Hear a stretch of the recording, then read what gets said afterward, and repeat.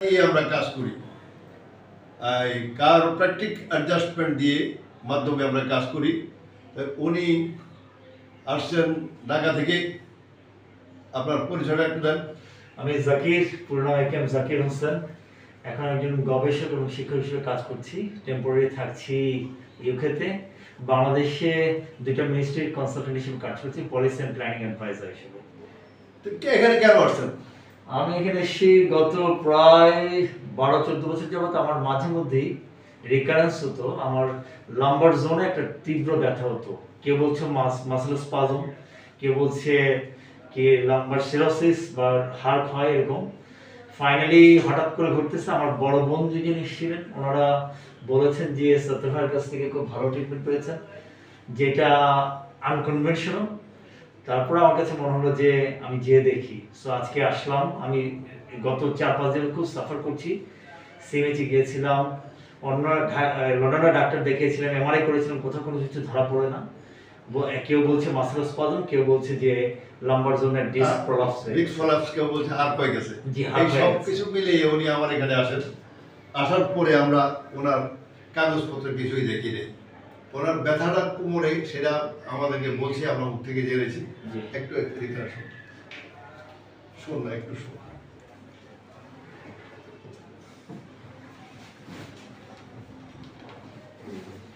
যেমন আমরা ওনার সবার আগে যেটা চেক করি, আমরা যেভাবে করে থাকি, সেটা হচ্ছে আমরা হিপ জয়েন্টটা এদিকে, এখানে এই পাটা এদিকে ঘুরে গিয়ে এখানে ঘুরে কিনা এটা দেখি।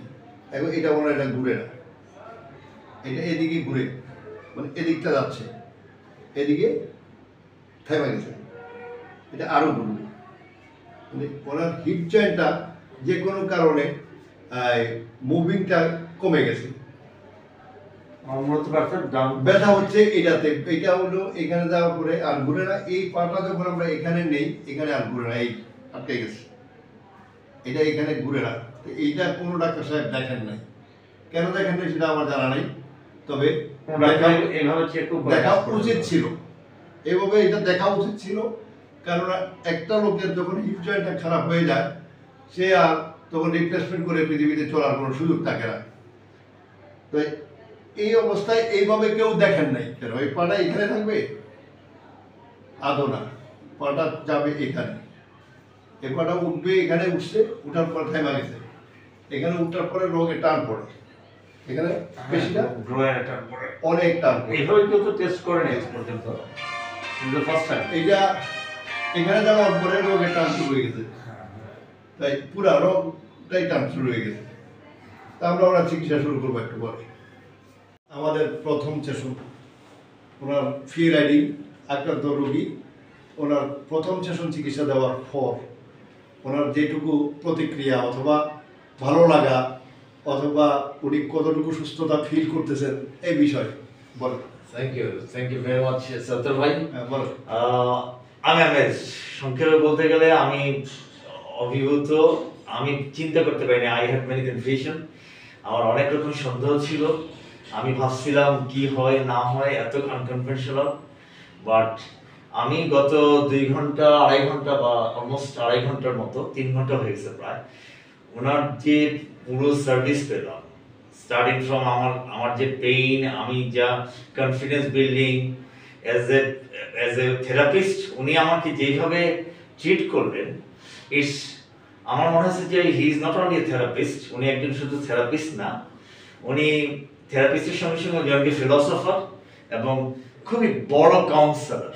কারণ উনি যেভাবে আমাকে মোটিভেট করলেন উইথ অল দিস থিংস, আমি চিন্তা করতে পারি না। আই ওয়াজ রিয়েলি কনফিউজ আসার আগে, এবং এখন এই মুহূর্তে উইথ আফটার 3 আওয়ার্স, 3 ঘন্টা পরে আমি ফিল করতেছি যে আমি আলহামদুলিল্লাহ, thank god, many thanks to সত্তর ভাই যে এত চমৎকারভাবে উনি আমাকে সার্ভিস দিলেন। আমি ফিল করতেছি দিন 3 ঘন্টা আমি যেই বিরাট চেঞ্জটা ফিল করতেছি, আমার ব্যথার এই লাম্বার পেইনের যা কিছু উনি বলেন, পিএলআইডি, বা আমি টার্মটা ঠিক বলছি কিনা, পিএলআইডি, এগুলো আমি ফিল করতেছি টু মাচ কনফিডেন্ট।